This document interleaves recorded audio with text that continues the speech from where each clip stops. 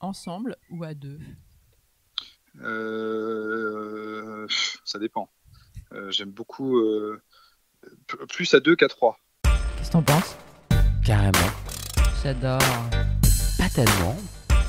Grave. Exactement. Kai et Luna. Kailuna.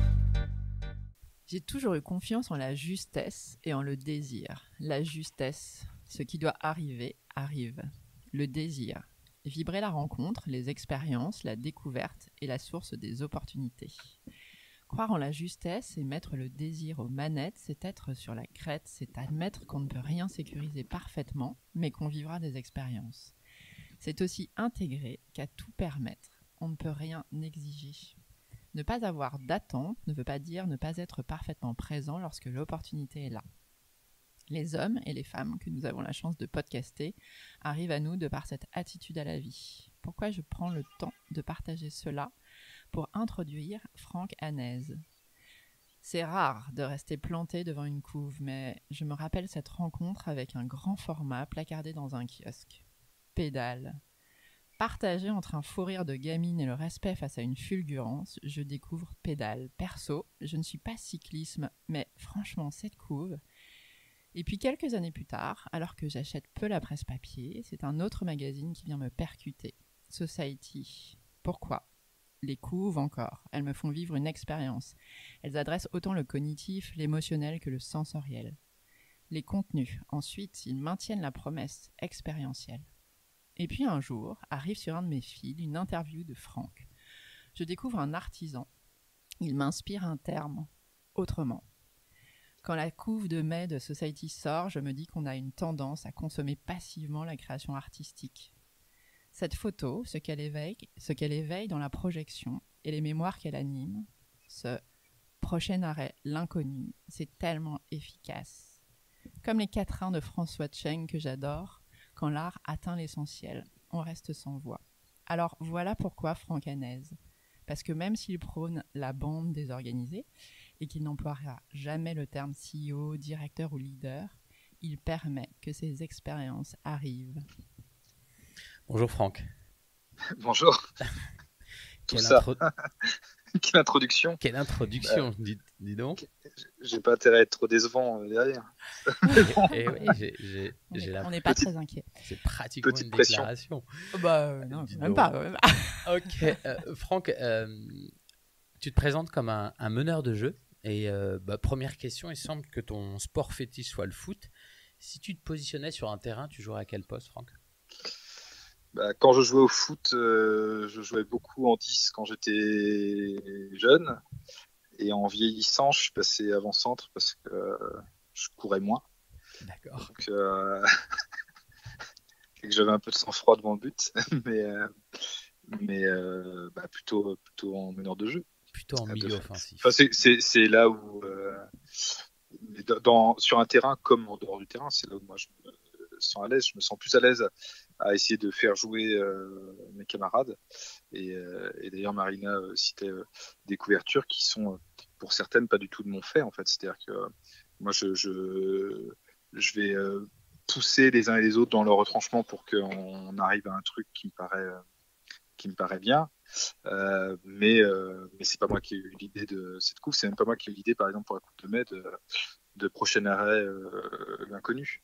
C'est un journaliste, un des rédacteurs d'ailleurs de Society qui a eu l'idée. Donc c'est toujours assez collégial en fait. On a des petites boucles, en ce moment des petites boucles mail ou des petites boucles WhatsApp.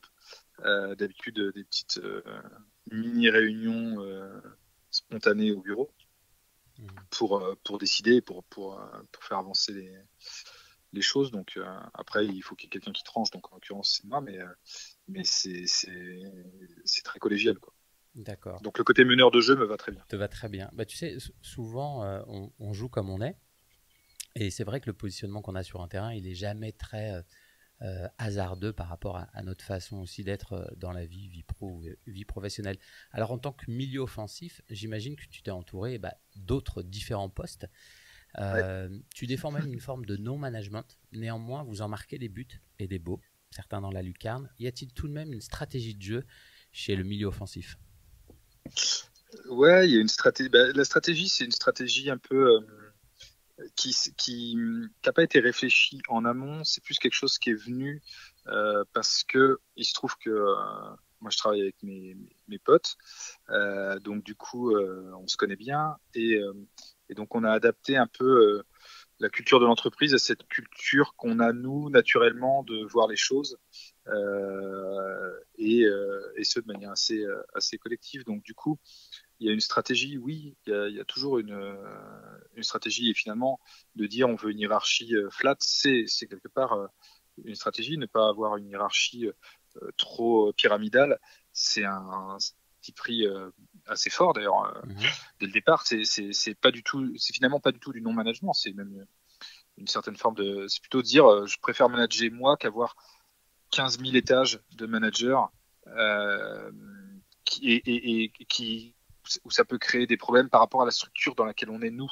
C'est-à-dire que notre modèle à nous de gestion de la boîte est pas du tout applicable à toutes les boîtes. Il se trouve que nous, on essaie de faire sur mesure pour que ça nous convienne et qu'on arrive à garder ce qui est toujours le plus difficile, parce que moi, c'est toujours ce qui m'a fait peur depuis le début et ce que j'essaie de préserver tout le temps, c'est la fraîcheur, le ton et l'exigence.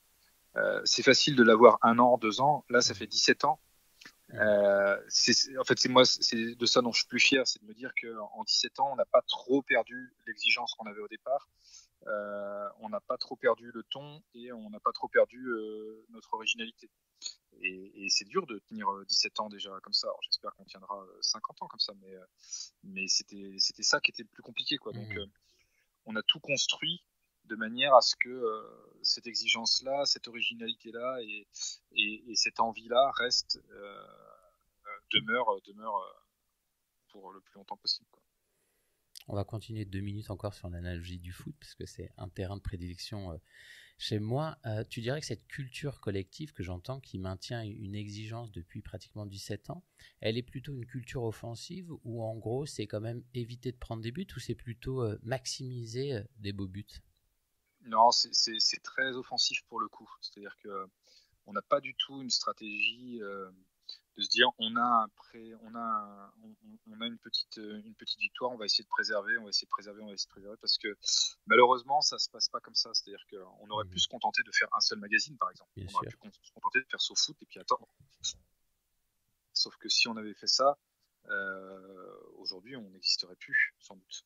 Donc en fait, nous on a toujours un espèce de truc très offensif et très de l'avant à se dire il faut qu'on avance, il faut qu'on crée des choses et si on a des envies, il faut qu'on les mette en place très vite et il faut pas qu'on attende que ça nous tombe tout cuit dans le bec ou qu'on se dise oh préservons nos petits intérêts et puis on verra là on est bien voilà. Bon, c'est pas du tout le but quand on lance Society typiquement à l'époque Sopress a de l'argent.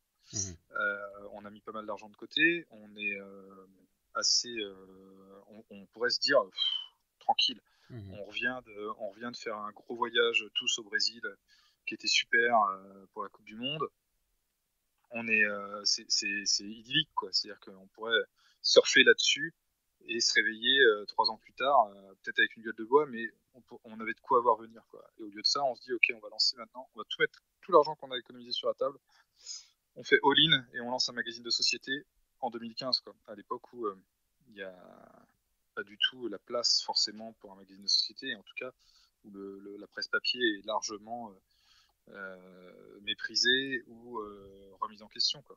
Donc on a vraiment un truc de une culture du jeu très offensif on va dire si on parle football. C'est plus le FC Nantes ou les Pays-Bas que le Catenaccio quoi. Ouais, ok. Vous acceptez de temps en temps de prendre quelques buts parce que vous savez que vous allez en marquer beaucoup plus que vous allez en prendre.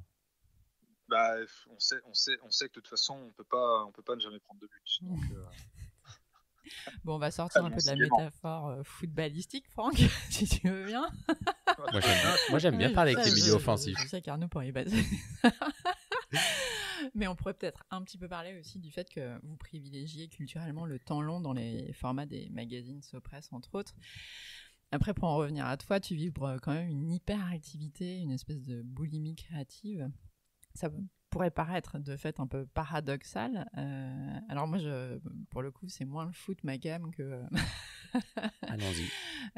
des espaces-temps un peu différents. Est-ce que tu as le sentiment de venir peut-être d'un espace-temps qui est moins linéaire que d'autres? Je sais pas. Ce que je sais, c'est que j'ai une capacité de concentration très faible. Donc, et effectivement, je pense que j'ai une conscience de du fait qu'un jour, malheureusement, tout va s'arrêter. Parce que je sais pas trop ce qui se passe après la mort. Je suis pas forcément croyant ni rien, donc du coup, c'est un peu flou pour moi à ce niveau-là. Et du coup, je me dis autant faire un maximum de choses tant que j'ai un truc un peu certain qui est je suis en vie, je suis sur Terre, faisons plein de choses. Et puis quand je serai mort, il sera bien temps de me dire que j'aurais dû faire ci ou ça sera fini de toute façon. Donc, du coup, il y a un peu ce truc-là. Un jour, un journaliste chez nous, chez Yves Guémour, il avait donné une interview dans un canard. Il avait dit ce qui est commun à tous les journalistes de SoFoot, c'est qu'on sait qu'on va mourir. Et c'est assez vrai, en fait. Et ça veut pas dire on sait que SoFoot va s'arrêter, parce que ça, on le sait, pour le coup. On a même déjà prévu ce que serait le dernier numéro de SoFoot quand l'heure sera venue. Donc, on a toujours cette conscience-là et on sait que c'est pas très grave que ça s'arrête. Mais faisons les choses tant qu'on est en capacité de les faire et dans le timing pour les faire, quoi. Donc, c'est un mélange des deux, en fait. C'est un mélange de très peu de capacité de concentration, ce qui fait que je suis un peu naturellement obligé de passer d'une chose à l'autre tout le temps. Donc je zappe beaucoup. Je fais jamais des réunions très longues. Je fais jamais je passe jamais trop de temps sur un sujet d'affilée. C'est-à-dire que du coup, ça me prend beaucoup de temps quand je relis un article pour bosser. Ça va me prendre beaucoup plus de temps qu'à d'autres parce que moi, ça va me prendre 5 heures dans ma journée, mais réparties en tranches de 10 minutes, quoi. Et parce que c'est comme je suis fait comme ça. Je ne peux rien. Je vais passer je vais passer d'un truc à un autre tout le temps. Et puis ça se construit petit à petit. Et puis en fait, pendant que je fais autre chose, je repense au truc d'avant et ça mûrit un petit peu et ça me permet d'avoir plus de recul. Et puis du coup, quand je le reprends, bah, c'est généralement un peu mieux. Et puis ainsi de suite. Et voilà, je suis pas capable de passer, même quand j'écris un texte, je suis pas capable de passer 8 heures sur mon texte d'affilée pour le terminer, quoi. Donc voilà, c'est comme ça. Tu vas peut-être passer de footballeur à bouddhiste connecté au grand tour, on ne sait pas. Après tout est cohérent, Franck, sans que ça soit une analyse, mais c'est vrai que le milieu, il a une telle besoin de stimulation dans le jeu et qu'il est curieux de beaucoup de choses que c'est pas énormément son point fort, sa capacité de concentration, mais il l'est sur des actions importantes. Alors, Franck, le milieu de la presse a été contraint de se positionner face à l'avènement du digital. Aujourd'hui, quiconque peut s'improviser média, on croule sous les contenus digitaux et gratuits. Le monde de la presse doit-il s'emparer, ou en tout cas de façon différente, des enjeux de qualité, d'esthétisme et de véracité? Qu'est-ce que tu en penses, toi?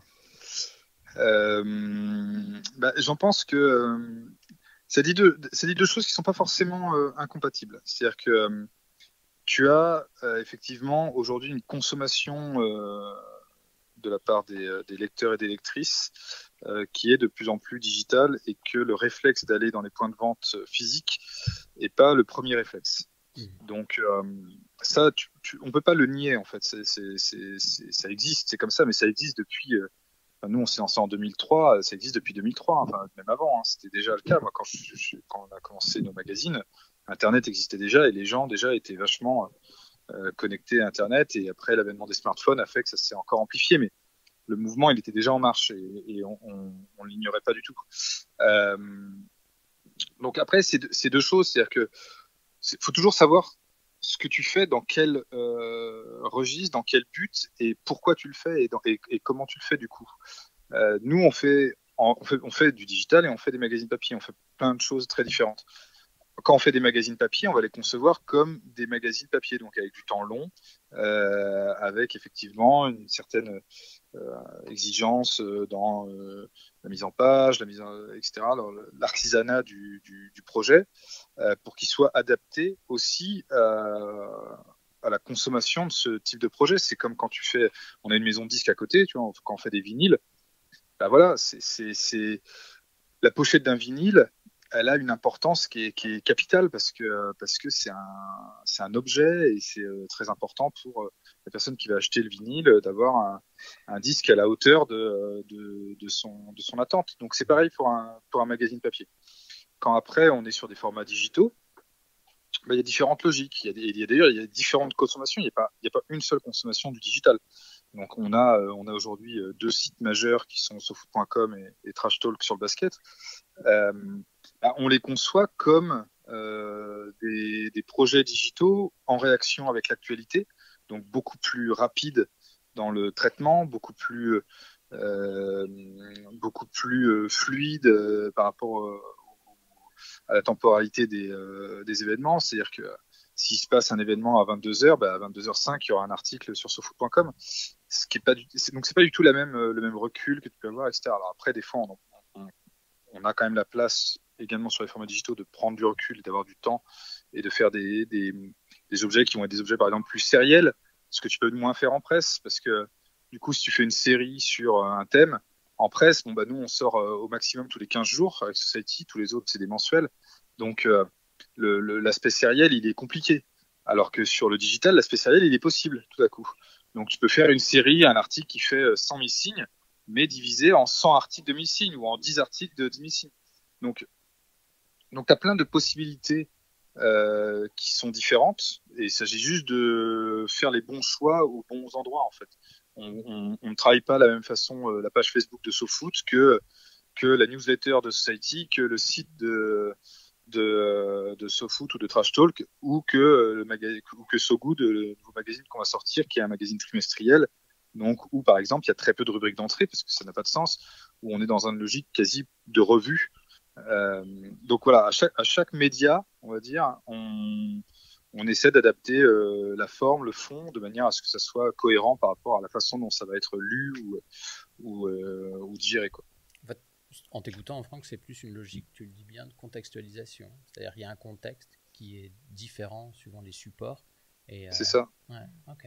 Après, qui correspond finalement à la culture protéiforme que vous avez chez Sopress et ce besoin presque viscéral de proposer toujours quelque chose de différent et une façon permanente, non?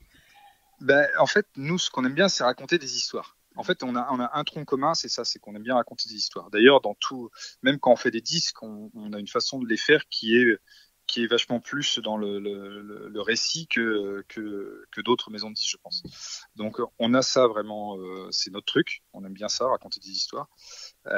Donc après, nous, si plus il y a de zones, de terrains de jeu, on va dire, sur lesquels on peut s'exprimer, plus on est content. Donc aujourd'hui, on se retrouve à faire des films, des disques, des livres, des magazines, des sites internet, un peu des événements de temps en temps. Bon bah voilà, c'est demain sans doute d'autres formes. En plus, les innovations technologiques. Alors par contre, on n'est pas toujours très au point sur les innovations technologiques, donc on adapte toujours. La technologie a toujours un tout petit temps d'avance sur nous. Donc du coup, on s'adapte ensuite derrière et on adapte nos récits aux nouveaux us et coutumes. Mais on a le tronc commun, c'est qu'on aime bien raconter des histoires. Bah écoute, je vais rebondir sur ce goût des histoires parce que justement, on se posait la question du fait que tu pourrais avoir une autre casquette qui pourrait être, si c'est pas déjà fait, ou en tout cas dans les cartons, d'écrire des scénarios. J'ai fait un peu avec un camarade, qui s'appelle Alexandre Gonzalez. On avait notre petit duo et on travaillait sur les scénarios de copains. J'aime assez ça, c'est pas mal. Moi, c'est pas là où je serais le meilleur, je pense. Mais là, je bosse en ce moment, par exemple, sur un scénario d'une série, donc ça m'arrive régulièrement. Je suis pas trop mauvais pour avoir un peu de hauteur sur le sujet, et voilà. Mais après, concrètement, je suis pas le meilleur je suis pas un très bon dialoguiste, par exemple. Donc voilà. Donc si après il y a une bonne team, tout va bien. Là, en l'occurrence, Alex lui est plutôt fort en dialogue, donc là, ça marche très bien. Mais oui, c'est quelque chose qu'on nous a déjà demandé, qu'on a déjà fait, qu'on va refaire, qu'on va faire maintenant peut-être plus pour nous. puisqu'avant on travaillait surtout pour d'autres à ce niveau-là. Et là, aujourd'hui, on sort un long métrage prochainement, enfin qui est fini, qui est écrit pas par moi pour le coup, mais par une jeune femme. Et donc voilà, donc on a ce long métrage et puis là on travaille sur un projet de série aussi. Tremble Netflix. Bah non, peut-être au Ah, contraire, viens Netflix. Partner with Netflix, press partner with Netflix. Finance Netflix, finance. Bah, j'ai entendu notre ministre de la Culture qui allait se rapprocher de Netflix pour dire qu'il fallait à un moment donné plus produire la culture et les séries françaises. C'est vrai que c'est pour Bah, l'instant voilà, pas celle qui occupe le plus le terrain Netflix. Non, mais le problème c'est que les séries françaises sur Netflix, je trouve pour l'instant sont plutôt mauvaises, voire très mauvaises. Mais peut-être parce que il n'y a pas eu les bons choix de fait sur qui pour les faire, qui pour les produire, et pas eu les bons choix de fait non plus, peut-être économique. Enfin, je sais pas, je sais pas. J'ai l'impression qu'il y a beaucoup moins de budget pour les séries françaises. En tout cas, là, il y a un but à marquer, quoi. On sent. Il y a la faille à trouver, et quand tu l'auras trouvé. Ça a cogné. Bah après, malheureusement, je sais pas s'ils voudront nos séries, mais oui, j'ai la prétention de penser que ce qu'on fera sera meilleur. J'espère en tout cas que les séries françaises sur Netflix. Après, il y a des séries super sur Netflix, mais c'est pas forcément les séries françaises, c'est sûr. Ouais, on te confirme. Alors, tu le disais, tu as touché à beaucoup d'univers, des médias, audio, vidéo, presse, et là, tu as choisi ton univers. Quelles sont les rencontres, les thématiques qui ont ancré chez toi la conscience d'être à ton endroit? Alors, je vais le dire différemment, ton terrain d'élection, tu l'as, j'allais dire, découvert au travers de quelles rencontres ou thématiques? Quand est-ce qu'à un moment donné, tu sens que tu es fait pour ça? Je sais pas, j'ai rarement Enfin, j'ai rarement. Ça va être horrible parce que ça paraît hyper prétentieux, alors que c'est pas du tout ça. Je te rappelle que tu es milieu off ambitieux, donc vas-y. T'as le droit. Non, mais je n'ai pas. C'est très rare que je me sente pas à ma place dans quelque chose que je fais. Ce qui veut pas dire que voilà. Attention, Franck, il y a des terrains d'élection, hein, parce que quand tu disais tout à l'heure, j'écris des scénarios et je suis pas bon. Là, c'est pour moi pas un terrain d'élection. C'est quand est-ce que tu es le meilleur? Là où je suis le meilleur, c'est pas évident. Je sais pas. Parce que je me trouve pas très bon non plus comme journaliste. Il y a des trucs. Si, en interview, je suis pas mal. Okay. Je pense que là où je suis le meilleur, c'est en interview. Je pense que si on me met en face de quelqu'un et que je l'interview, normalement, il se passe je pense que si on reprend l'historique des interviews de Society ou de SoFoot, etc. En tout cas, j'ai une façon d'interviewer, je pense, qui fait que y a une vraie originalité et un vrai truc différent. Et donc du coup, on a des interviews qui sont pas les mêmes que celles qu'on peut lire ailleurs. Donc déjà parce que je viens sans question. Donc ça c'est quand même pas fréquent. C'est-à-dire que je n'ai aucune question quand je viens faire l'interview. Et généralement ça donne un truc un peu différent. Et les interviews de Society les grands entretiens de Society sont assez réputés. Et j'en ai fait une bonne partie. Et je suis à l'aise dans cet exercice-là. C'est-à-dire que je suis pas stressé. Je suis très curieux de savoir ce que la personne en face de moi va avoir à me raconter. Et d'autant plus curieux que généralement, j'ai beaucoup bossé le profil de la personne, donc je sais exactement ce qu'elle a fait toute sa vie, etc. Mais que, en fait, je ne sais pas du tout où elle va m'emmener. C'est l'adrénaline dont tu as besoin. Ouais, il y a une espèce de petit jeu. J'ai la première question à chaque fois, qui est toujours une question hyper banale. Et après, en fonction de la réponse, je vais me dire, tiens, allez, je vais aller là-dessus, hop, et puis tu pars. Et puis après, je l'emmène, et puis je la fais revenir de temps en temps. Et il y a un truc un peu ludique et plaisant et qui fait qu'à la fin je suis assez content généralement globalement je suis assez content des interviews que je peux je suis assez content des interviews que je peux faire, ça fait très autosatisfaction. Alors que non mais alors que je suis complètement nul par exemple quand il s'agit de faire en reportage ça va, mais si c'est un papier un peu de pensée ou un truc un peu très de réflexion, c'est pas là où je suis meilleur. J'ai pas une puissance de pensée phénoménale, quoi. Je suis pas un théoricien, je suis pas quelqu'un qui plus expérientiel que cognitif. Ouais, voilà. Non, mais en plus tu viens de donner une vraie définition du terrain d'élection. Le terrain d'élection, c'est quand on est là à son bon endroit, qu'on s'amuse et surtout qu'on cherche dans l'amusement la faille, c'est-à-dire l'ouverture à quelque chose qui n'est pas. Ouais. Après, pour moi, le coup, je ressens quand même chez toi un autre terrain d'élection qui est la capacité d'impulsion quand même. qui est la capacité d'impulsion. Oui, d'impulsion, pour le coup, ouais, j'ai un petit côté un peu moteur. Je crois, hein. Petit, ça, léger. ça va être difficile de dire le contraire. Ce qui peut être chiant pour les gens, hein, des fois. Mais ouais, j'ai une grosse capacité de travail déjà, donc voilà. Et puis j'aime bien ouais, j'aime bien que les choses avancent, donc je prends vite un peu les choses en main et puis j'essaie de faire avancer les choses. Ça se sent. De façon plus générale, parmi toutes les tendances sociétales, laquelle t'inspire et laquelle t'inquiète? Alors, les tendances sociétales, là, aujourd'hui, les grandes tendances sociétales. Comme tu sens la question, puisque tu es un homme d'expérience. Écoute, lesquelles m'inspirent j'ai l'impression qu'il y a un petit retour un peu à la proximité et un truc plus humain. Enfin, j'espère en tout cas, mais j'ai l'impression que ça se dessine et ça se dessinait déjà un tout petit peu avant, avec un retour à des trucs plus authentiques et un souci oui, de juste, de choses justes et de choses plus humaines. Donc ça, j'ai l'impression que ça va se renforcer et après le Covid et ça a plutôt tendance à énormément me rassurer. Après, il y a le pendant inverse, c'est-à-dire que les mêmes faits ont des conséquences qui sont beaucoup plus dangereuses et il y a une tendance un peu à la peur et en tout cas je sais pas comment on peut dire, mais les gens ont tellement l'impression aujourd'hui qu'on leur cache la vérité qu'ils espèrent trouver une vérité ailleurs et qui sont souvent des choses vraiment mais n'importe quoi. Et donc ça c'est assez flippant parce que pendant très longtemps j'ai considéré que les fake news et le complotisme etc étaient l'affaire de gens qui étaient à la marge. Et en fait, je crois qu'aujourd'hui, malheureusement, c'est l'affaire d'une majorité. Et que la marge n'est plus le bon sens et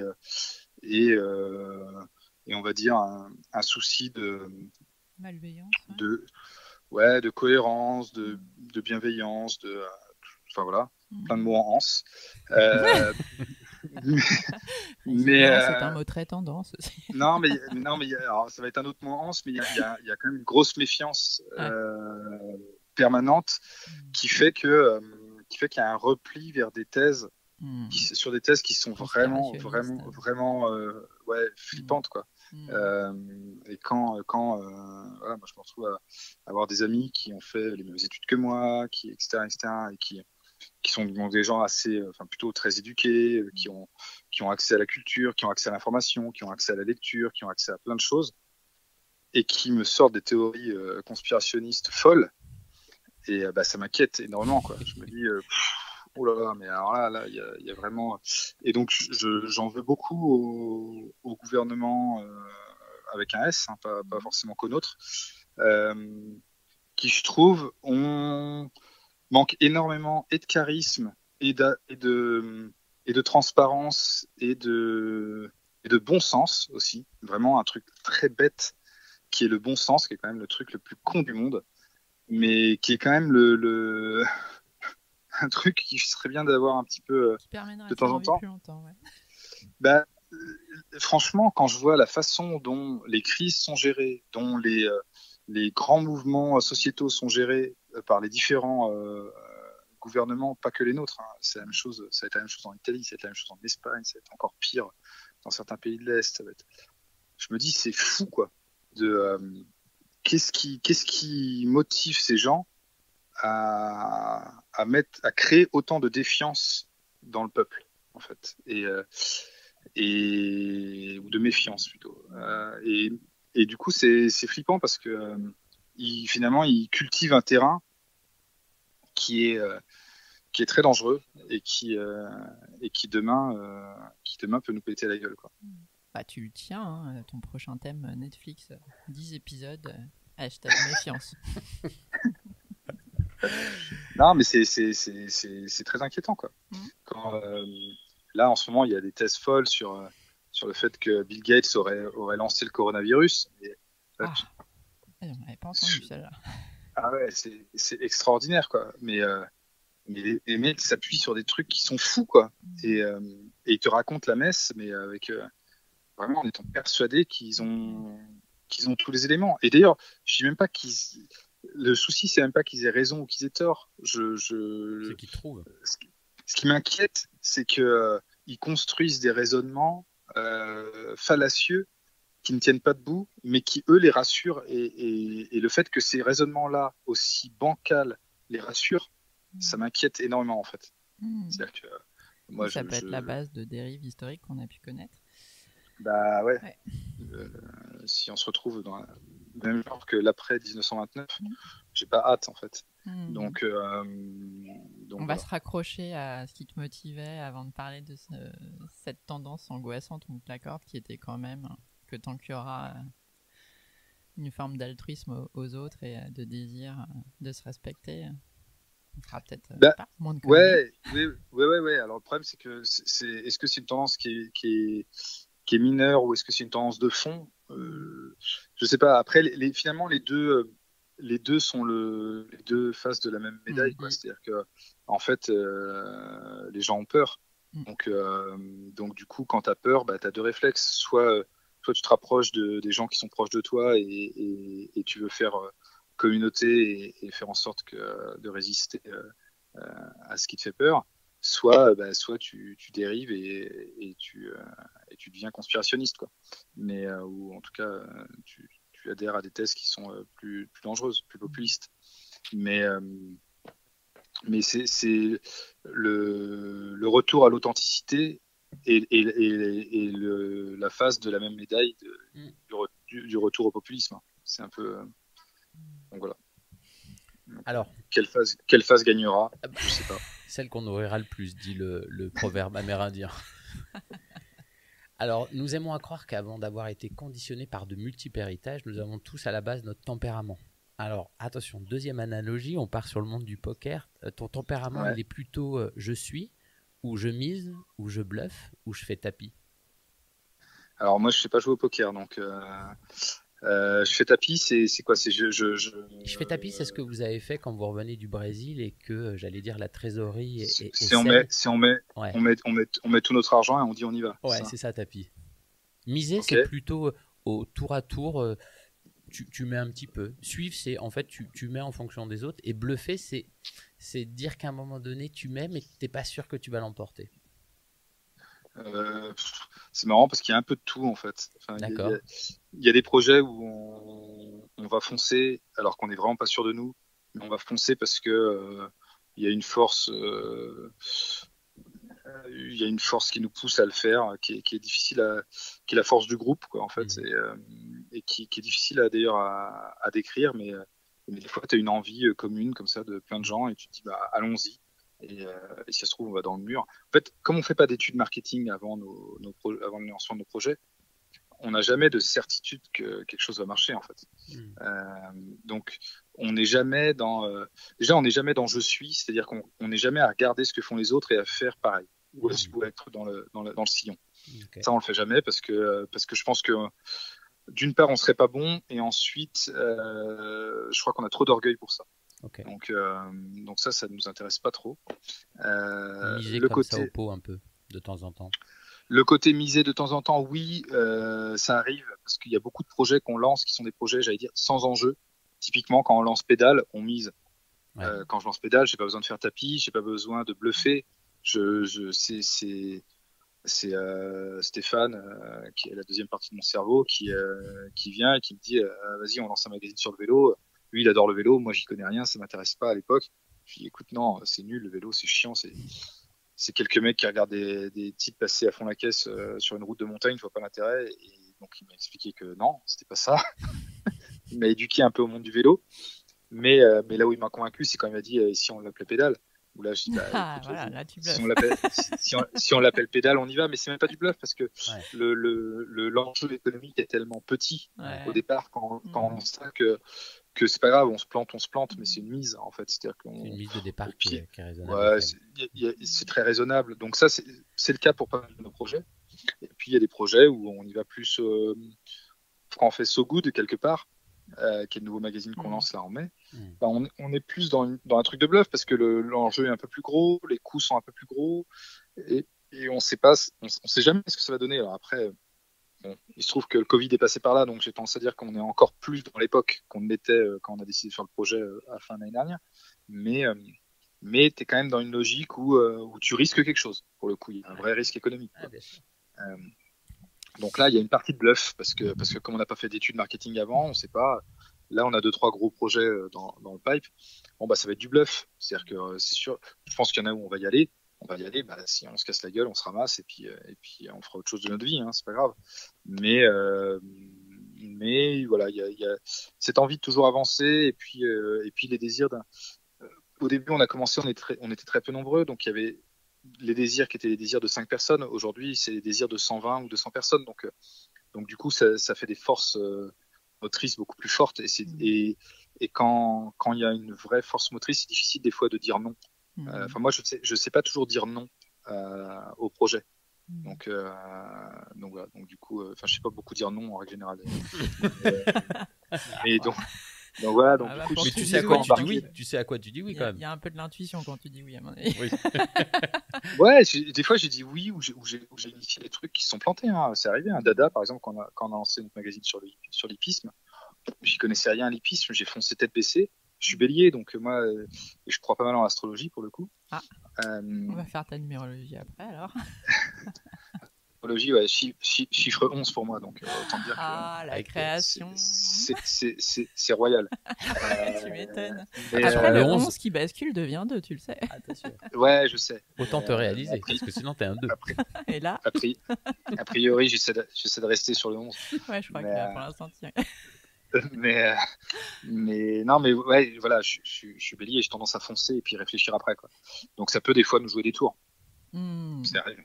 Ah ouais, ça arrive. Mais c'est le principe du 11. Il y a une capacité de création ultime. Et en amour, le 11, tu serais un tempérament romantique, amoureux de l'amour, philae dixit un peu clanique ou exclusif type power couple. Plus amoureux de l'amour qu'autre chose. Ben, romantique, pas mal. Ouais. Grosso modo, ouais. Ok. Franck, est-ce qu'il y a une question que tu aurais aimé qu'on te pose et qu'on t'a jamais posée? Non, parce que j'ai pas quand même la prétention de penser qu'il y a des questions qu'il faut me poser. Donc, d'accord. Non, ça serait fou d'espérer avoir des questions. Tu sais. Le mec qui se visualise en interview et qui se dit putain, j'aimerais bien qu'on me pose ça comme question pour pouvoir donner ça comme réponse. Ah, pas obligatoirement en interview. Je lis pas les questions en avance quand on me les envoie.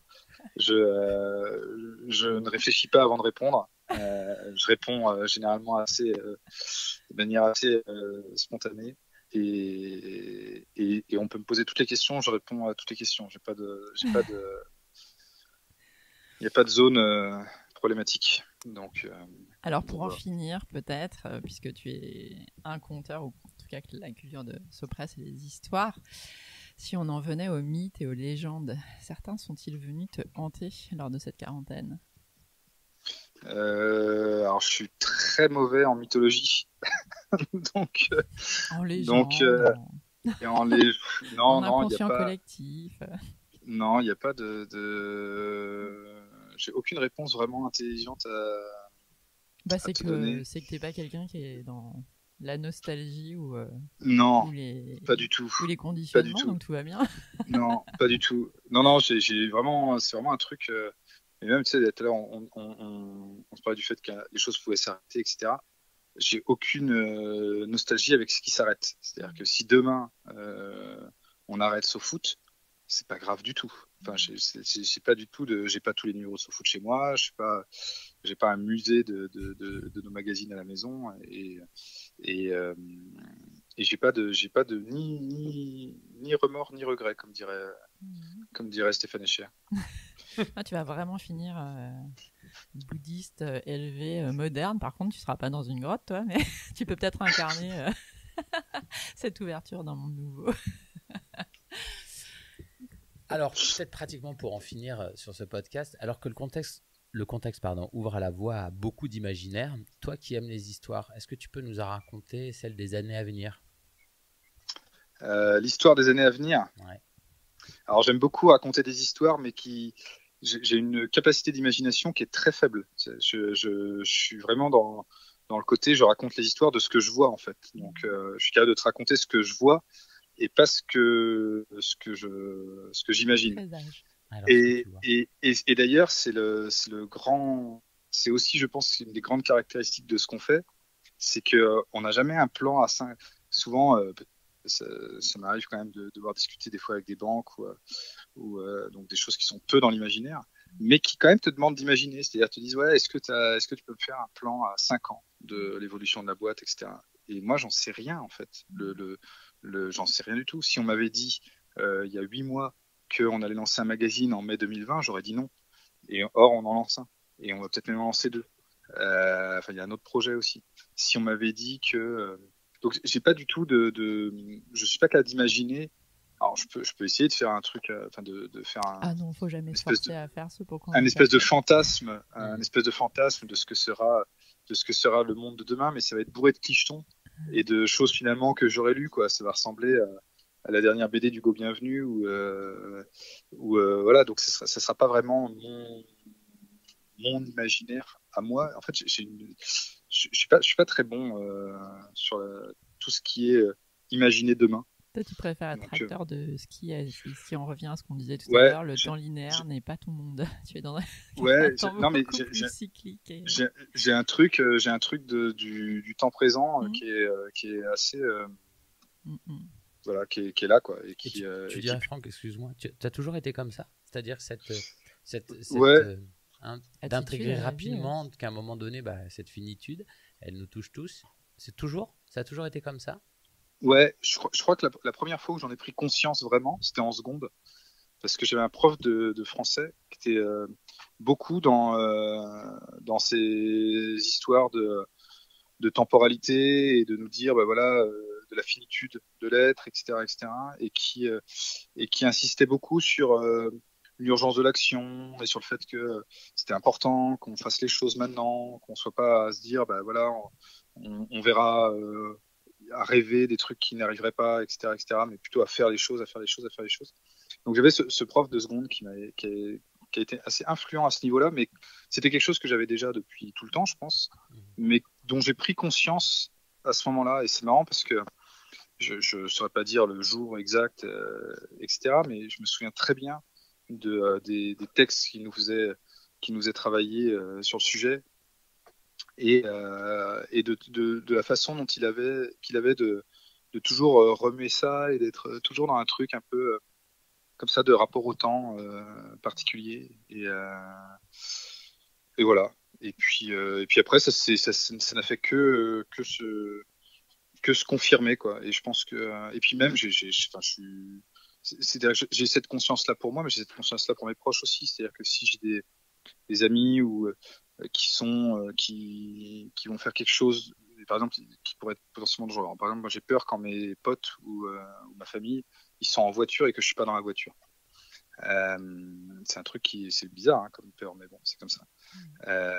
Et ben, si ma fille est dans une voiture et que je suis pas dans la voiture, mais ça va me stresser jusqu'à ce qu'elle arrive. Si elle arrive pas au temps qui est prévu, machin et tout, etc., je vais envoyer 10 SMS, je vais faire chier le conducteur ou la conductrice pour savoir où ils en sont, etc., etc. Enfin, ça va me stresser à mort parce que j'ai hyper peur de la mort en règle générale et de la mort des gens que j'aime en particulier, quoi.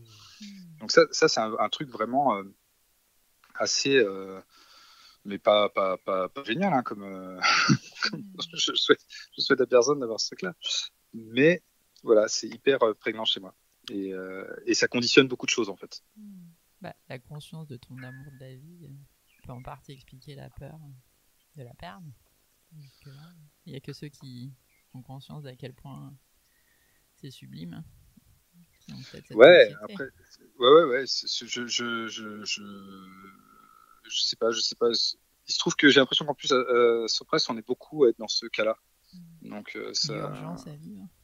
Ouais, donc c'est bien. Du coup, au moins, ils sont. Surtout, comme tu disais, vous êtes pratiquement, tu disais combien? Pratiquement 100, plus de 100 personnes, pratiquement 200 personnes? Ouais, on est 120 à faire que ça, quoi. Après, t'en as d'autres qui ne font pas que nous, mais on est 120 à faire que Sopress. Ouais. 120 dans une culture collective avec une urgence à vivre. Normalement. Il se peut que quelque chose se passe. Ça explique qu'il y a des, qu'il n'y a pas une année où il n'y a pas un lancement de magazine, un ceci, un cela.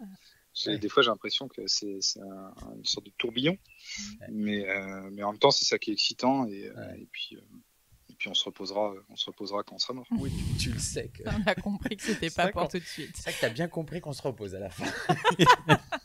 Écoute, pour finir ce podcast cette fois-ci, ensemble, c'est vrai cette fois-ci, de le dire. On va te poser les questions de Kaeluna. Ouais. Alors, outdoor ou indoor, Franck? Outdoor ou indoor, outdoor pour le football et non, outdoor. Ensemble ou à deux? Ça dépend. J'aime beaucoup plus à deux qu'à trois. Très bonne réponse. Reprise pas mal. Oh pardon, tu voulais dire un truc? Plus à deux qu'à trois, et après j'aime bien quand même le côté ensemble aussi. J'ai un côté très bande. Reprise du championnat ou saison terminée? Reprise du championnat. The Last Dance ou The New Pope?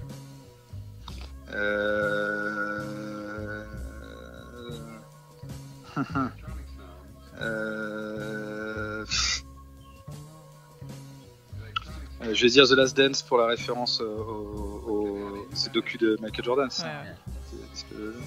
Et The New Pope, je l'ai pas vu, mais en soi, philosophiquement, je serais plus sur The New Pope que The Last Dance. Mais sauf que je ne connais pas The New Pope, donc du coup, j'aurais tendance à dire The Last Dance. Ouais, écoute, franchement, si on se permet de t'inviter à le regarder, parce que The Young Pope and The New Pope, c'est un moment intéressant. Ambition ou conviction? Conviction. Et pour finir, Pierre-Emmanuel Barré ou Florence Foresti? Pierre-Emmanuel Barré, mais pas outre mesure non plus. J'aurais pu dire ni l'un ni l'autre, mais voilà. Alors que, je connais Florence Foresti un peu perso et je la trouve très sympa, mais je suis pas fan de son humour. Enfin, c'est pas mon registre. Et Pierre-Emmanuel Barré, je le connais pas vraiment. Enfin, on s'est eu 2 fois par mail dans notre vie, quoi. Je connais bien les gens qui bossent autour de lui, mais et je pense que le mec est très sympa, mais par contre un poil trop vulgaire pour moi. Trop. C'est pas bien de dire ça parce que c'est jamais facile, mais trop facile en fait, trop la voie de la facilité et voilà. Voilà, plutôt Baptiste Le Caplin ou